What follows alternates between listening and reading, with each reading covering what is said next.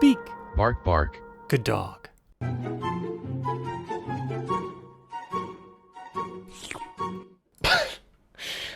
don't know why that's funny, but that's funny. Like, yeah, I could have a cow.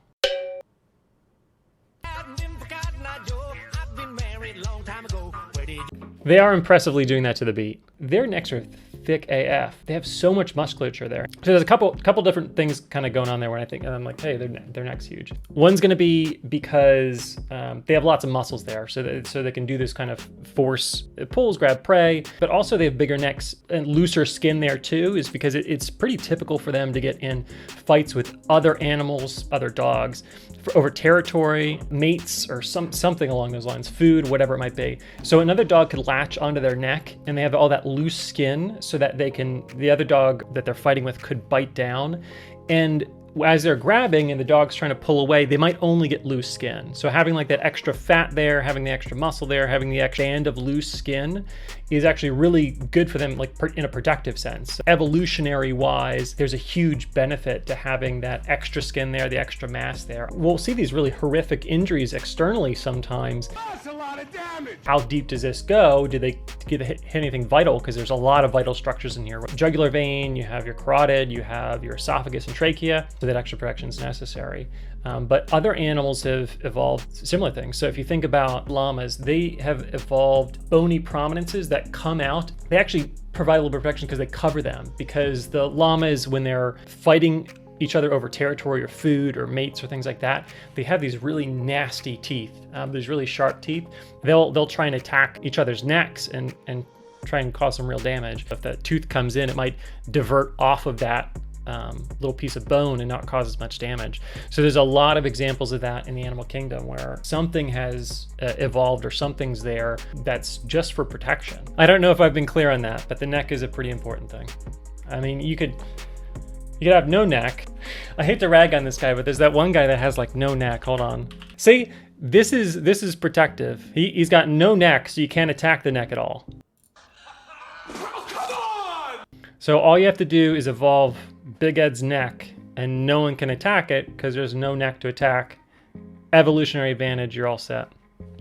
To find that guy, I had to type in no neck guy, and the first thing that comes up is Big Ed. Oh my gosh. Imagine, I mean, like, I'm sure he's done plenty of things in his life that he could be known for something else. Sorry, Big Ed. I know your life is more than just your neck, but to everyone on the internet, apparently Big Neck Guy is what you are. So I apologize for that. Like, who can't relate to that? Who looks at this cow and goes, yeah, who cares about cows at this point? He's catching the first snow of the year with his tongue. Like, how is that not relatable? Like, I can see having this cow as a pet. The more and more I watch of videos of cows, the more and more I think, like, yeah, I could have a cow. Like, I've treated cows before. You have to learn all sorts of crazy stuff that you might not use in vet school, but these little enclosures are kind of depressing to me. Look how big that cow is. I'm hoping they get some free time out there to do stuff and catch snowflakes and make cow snow angels. Otherwise, I'm super depressed just thinking about it. Okay, this video almost looks a little bit inappropriate. That is a really textured tongue. I think even if you leave your tongue out for a period of time and let it get dry, like, I think the texture of your tongue would be much more prominent too.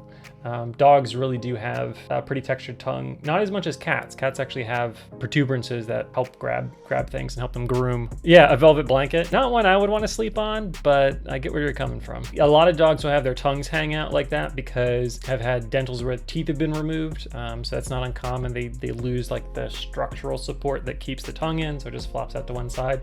And other dogs are just kind of derpy, and you just got a derp tongue, and that's what you got. So I don't know which one this guy is under because you can't see his teeth, but I'm assuming it's a little bit of both, just looking at him. Sometimes you can just look at a dog and be like, yep, I think he's a bit derpy. But yeah, I mean, like, dogs and cats, they use their tongue for everything. Actually, if you've never seen a dog drink water, it might blow your mind in like slow-mo. So look at the form the tongue takes. You would think they'd scoop upwards. I don't know why he's just biting the water. I don't typically see dogs do that. It scoops under. It scoops backwards and acts as a spoon. I would have thought they scooped up and in rather than under and in, because it just seems kind of messier that way. But that's what they do.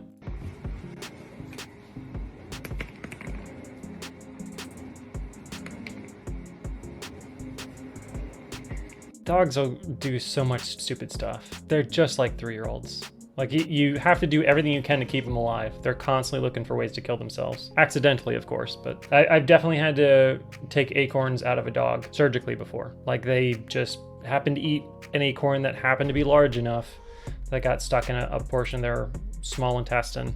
Look, the dog's still trying to get them. As he drops him out, he has to hold the dog up. He's like, I'm still gonna get those acorns. And you can tell the guy's just like, he's done with it. It's probably like the 3rd time today. His technique's pretty good, where he put his fingers.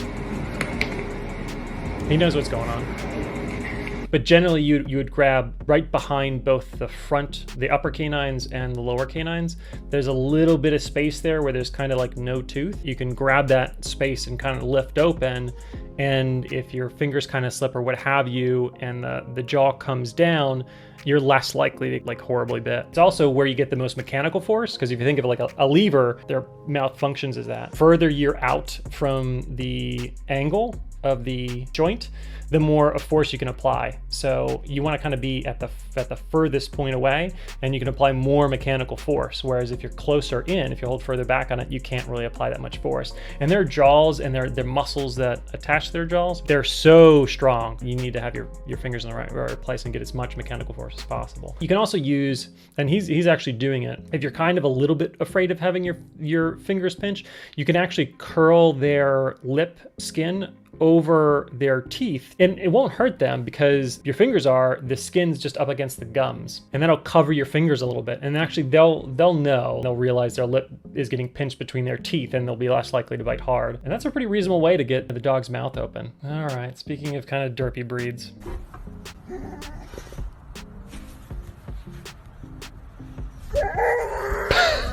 A dog needs an exorcist. Getting a little afraid. I need an old priest and a young priest. If it wasn't for the noise, it wouldn't be that crazy. So his mouth isn't doing anything crazy. You look at his eyes and you're like, that's weird. It looks like his eyes are going out this way when he's yawning, which is not the case. They have third eyelids. The third eyelids are coming up and out. So the pupils, I don't think the pupils move at all. I think his pupils are fixed, but because the third eyelid's coming up and out, and it makes it look like the pupils are kind of moving out. I don't know what that noise is though.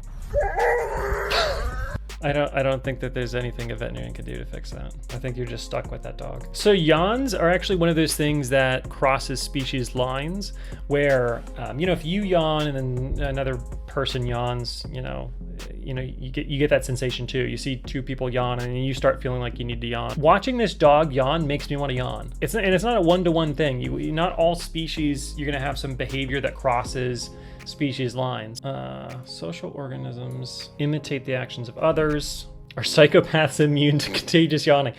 Okay, now we've got a rabbit hole to go down. Contagious yawning has been linked to empathy. Psychopaths lack empathy for others. Yeah, sure. Lower chance of catching yawns because they're less empathetic. Yeah, that seems kind of wishy-washy. Can a psychopath cry? Wow, this has gone down a weird tunnel. I mean, I didn't even click on like a second link to get to the point at which it's asking if a psychopath can cry. And this is really suspect too. Man, there's so many weird things on the internet. When people cry genuine tears, they cry with both eyes. And so they will tend to wipe both eyes at once. What? I've definitely cried before, and I can recall that I don't always wipe both eyes at once. Like, how cartoonish is that to be like sitting there like boo-hoo? No, it's like you'd be like this and then you'd be like this. I'm not saying like I'm crying out of just one eye and the other eye is normal. I'm saying like the tears build up at different rates. They're not, it's not symmetrical all the time. That's weird, man. Let's check and see if yawning is contagious between species. So contagious yawning between different members of a species, called interspecific contagious yawning, has been observed between humans and chimpanzees as well as humans and dogs. Okay, so there we go. There's at least some confirmation there. I see my cats yawn a lot. I can't remember yawning because they yawned. Might mean I'm a psychopath. I didn't yawn because my cats yawned. And I also only cry out of one eye, so clearly a psychopath. Internet told me.